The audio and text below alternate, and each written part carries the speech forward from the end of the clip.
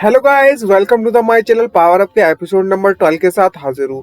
तो ज्यादा time waste नहीं करते और चलिए स्टार्ट करते हैं आज का एपिसोड। तो एपिसोड की स्टार्ट में हमें दिखाया था एक कमरे में से आवाज आ रही होती है, ओह कितना गर्म है और कितना कंफर्टेबल। तभी हमें दिखाया जाता है फैंग को और वो बोल रहा होता है, मैंने ऐसा काफी लंबे समय से महसूस नहीं किया है। और बढ़िया नहा रहा होता है, मजे ले रहा होता है बात के, और बोल रहा होता है जो ली है वो थोड़ा केयरलेस है, लेकिन वो अभी भी बात के लिए प्रिपरेशन कर रहा है। और नहाना जिंदगी का सबसे बड़ा मजा है। अभी हमें दिखा जाता है कोई उसके कमरे के बाहर आ जाता है और मन में सोचते बोलता है फैंग, ग्रेट, जो जू है वो आखिरकार वापस आ गई है। मैं इस समय का फायदा उठाऊंगा और उसे अपने फिगर दिखाऊंगा। और बोलता है कम बेबी जल्दी से। तभी मैं दिखाया था उसका कमरे में लिंग आ जाती है और बोलती है, सीनियर ब्रदर फैंग, मैं आपके कपड़े आपके पास ले आई हूँ। इसको देखने के बाद जब फैंग बहुत ज्यादा घबरा जाता है और उसकी सांस अटक जाती है और बोलता है, हे तुम यहाँ पर क्या कर रही हो। तभी हमें दिखाया जाता है लिंग उसे सीड्यूस करने की कोशिश करने लगती है और बोलती है, सीनियर ब्रदर फैंग, आपको इतना शर्माने जित नहीं है, और सीधा जाकर उसके पास बढ़ने लगती है। तभी हमें दिखाया जाता है पानी में कोई कूद जाता है और हमें दिखाया जाता है लिंग होती है ना, लिंग वो पानी में कूद जाती है फैंग के साथ। और उससे कूदने के बाद उसे सीड्यूस करते हुए बोलती है, मैंने तो उसका सपने भी नहीं देखे थे कि मैं सीनियर ब्रदर के फैंग के पास इतना ज्यादा पास आ पाऊंगी, और मैं ये चांस आखिरकार मिल ही गया। और हमें दिखाया जाता है जो फैंग है बहुत ज्यादा घबराने लगता है इसको देखकर, और जो फैंग होता है वो कांपने लगता है, उसका चेहरा लाल पड़ने लगता है और वो लिंग से बोलता है, इतना ज्यादा क्लोज एक लड़की और लड़के को नहीं होना चाहिए, ये बिल्कुल भी ठीक नहीं है। ये मिस लिंग आपके लिए ये अच्छा होगा कि आप यहाँ से चली जाए। तभी जो लिंग होती है मन में सोचते बोलती है उसको देखने के बाद, इसको देखकर ऐसा लगता है ये इनएक्सपीरियंस वर्जिन है, इसके साथ जो डील करना बहुत ज्यादा आसान होने वाला है। तभी जो लिंग होती है वो उससे कहती है, अरे नहीं मैं नहीं जाना चाहती, और बोलती है, ब्रदर फैंग, मैं आपसे कुछ कहना चाहती हूँ। इसको देखकर जो फैंग घबराने लगता है और बोलता है, यहाँ पर क्या चल रहा है, कहीं ये मुझसे कन्फेस तो नहीं करने वाली। तभी हमें दिखाया जाता है जो जू होती है वो दरवाजा खोलती है और बोलती है, मैं वापस आ गई। जिसको देखने के बाद जो फैंग की हालत होती है ना, वो नेक्स्ट लेवल होती है और वो बहुत ज्यादा घबराने लगता है। जिसको देखकर वो जो जू होती है वो कंफ्यूज होती है और वो उसे बनाने की कोशिश करने लगता है और बोलता है, अरे जुगो नहीं नहीं ये सब कुछ नहीं है, तुम गलत समझ रही हो, जिससे फलाना ढमकाना पता लगता है।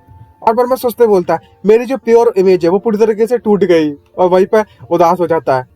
और जो जू होती है वो उससे बोलती है फैंग से, हे फैंग, मैं बहुत ज्यादा भूखी हूँ, तुम मुझे बता सकती हो आखिरकार वो लिम क्रैब क्रैब कहाँ पर मिलेंगे मेरे को, मैं भूख से बहुत ज्यादा तड़प रही हूँ। जिसको देखकर दोनों के दोनों बहुत ज्यादा कंफ्यूज होते हैं, लिंग और फैंग, और बोलते हैं क्या लिम क्रैब। और जो फैंग होता है मन में सोचते बोलता है, और जो फैंग होता है मन में सोचता बोलता है, किसी तरीके से मुझे ये सीन ऐसा लगता है कि इसे बिल्कुल भी समझ नहीं आ रहा है और ये इतनी ज्यादा स्मार्ट नहीं है जो। तभी हमें दिखाया जाता है जो एंसेस्टर होता है वो उसके पास आ जाता है और बोलता है, अपनी लाट टपकाते उसे बोलता है, मैंने अभी अभी सुना लिम क्रैब, कहाँ पर है लिम क्रैब, मुझे भी चाहिए वो लिम क्रैब। जिसको देखकर जो फैंग है बहुत ज्यादा खुश हो जाता है और बोलता है, हे सीनियर, आप कहाँ पर चले गए थे, मैंने आपको कहाँ कहाँ नहीं ढूंढा। इसको मुझे तो ऐसा लगा था कि जो ले ये उसके द्वारा आपको बाहर फेंक दिया गया है। तभी जो सीनियर ब्रदर होता है वो फैंग से कहता है, मैं बस थोड़ा भूखा था इसलिए मैं बाहर कुछ खाने के लिए गया था, कुछ ढूंढने के लिए कि मुझे कुछ खाने के लिए मिल जाए, आप जल्दी से किसी को भेजो और लिम क्रैब मंगाओ खाने के लिए मेरे।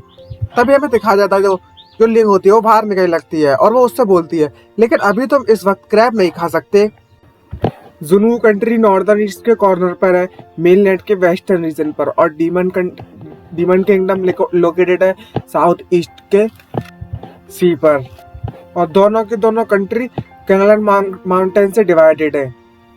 1081 वाली किंगलन माउंटेन के नाम से जानी जाती है, और जो सी वाला एरिया है वो डीमन कंट्री के द्वारा ऑक्यूपाई कर लिया गया है, और 1081 वाली यहाँ पर लोकेटेड है, वो यहाँ से बहुत ज्यादा दूर है और यहाँ पर कोई भी लिम क्रैब नहीं मिलता।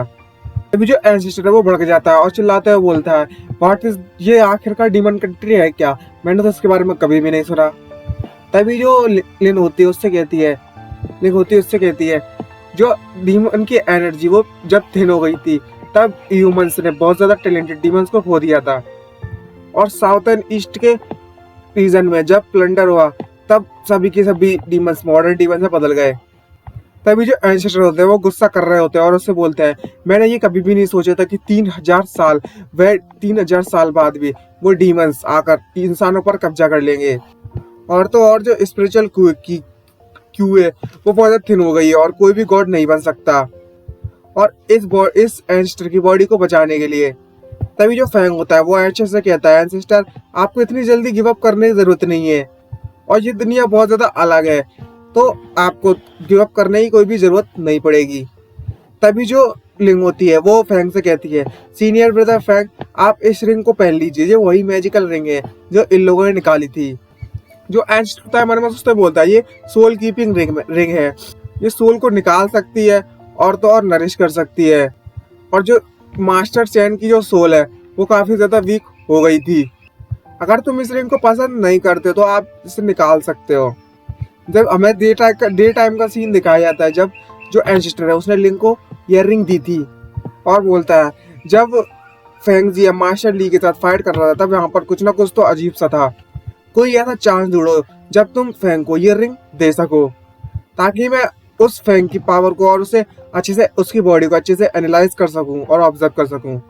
तभी जो एंसेस्टर होते हैं वो लिंग से पूछते हैं, वैसे एक बात बताओ, जिस गर्ल के रूप में तुम ट्रांसफर हुई हो वो ओरिजिनल गर्ल कहाँ पर है, कहीं तुमने उसे निपटा तो नहीं दिया। तभी जो लिंग होती है वो कहती है सीनियर से, सीनियर जो बायो क्लैन है वो कॉमनर से वर्शिप नहीं किया जाता, हमने तुम्हारे इंस्ट्रक्शन को फॉलो किया है तो हमने किसी को भी नहीं मारा और तो और कोई भी इविल काम नहीं किया। और जो लिंग है वो एग्जिस्ट ही नहीं करती और मैं ही लिंग हूँ। जिसे सुनकर वो बहुत तो खुश हो जाता है और बोलता है, ओ मैं, अच्छा ऐसी बात है, बहुत वंडरफुल, बहुत अच्छी बहुत अच्छी। और मन में सोचते कहती है और ओरिजिनल सडक्शन प्लान एक्टिवेट हो चुका है।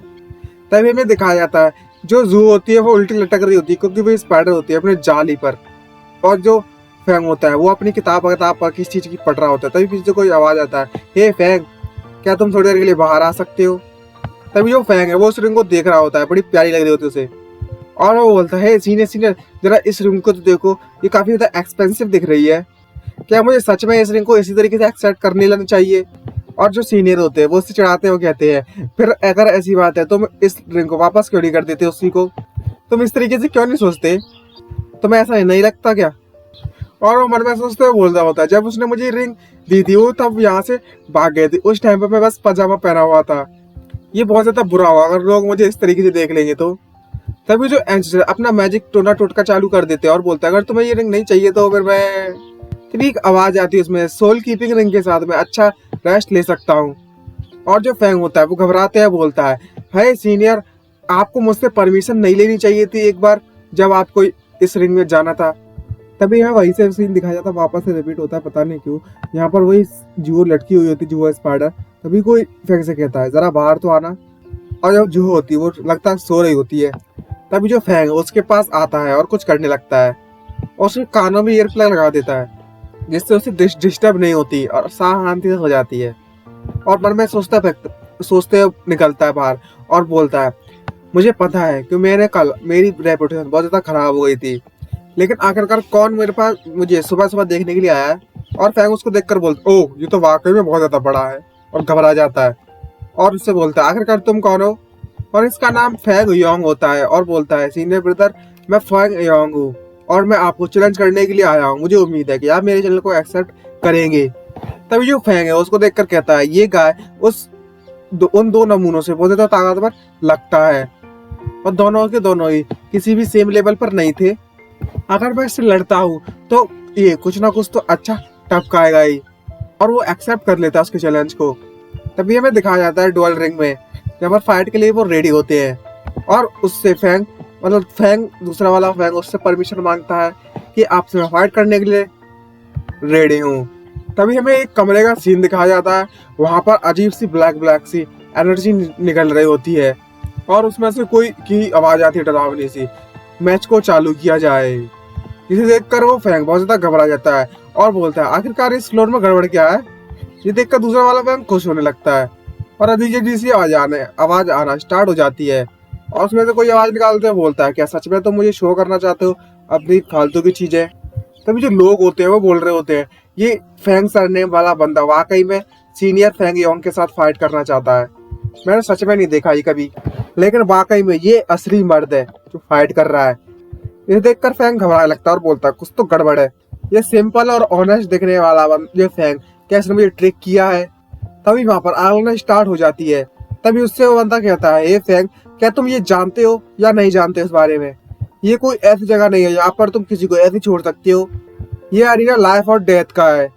और वो बोलता है कि ये जो अरीना सेट किया है वो फायर से सेट किया गया है दोनों पार्टिसिपेंट के लिए। और जो भी बंदा हाई लेवल पर होगा वो लो लेवल के लेवल पर आ जाएगा। और जो वेपन है और कुछ और भी चीजें होंगी और इक्विपमेंट है वो यहाँ पर लिमिटेड ही यूज होंगे।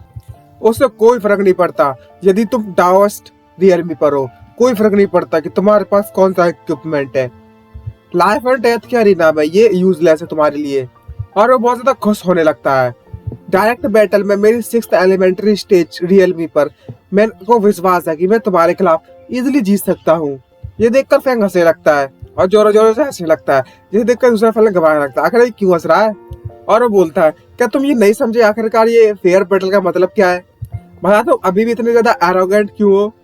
और वो कहता है, तुम्हें चिंता करने की जरूरत नहीं है, मुझे पता है कि ये इसका मतलब क्या है। चलो बकवास करना बंद करते हैं और स्टार्ट करते हैं।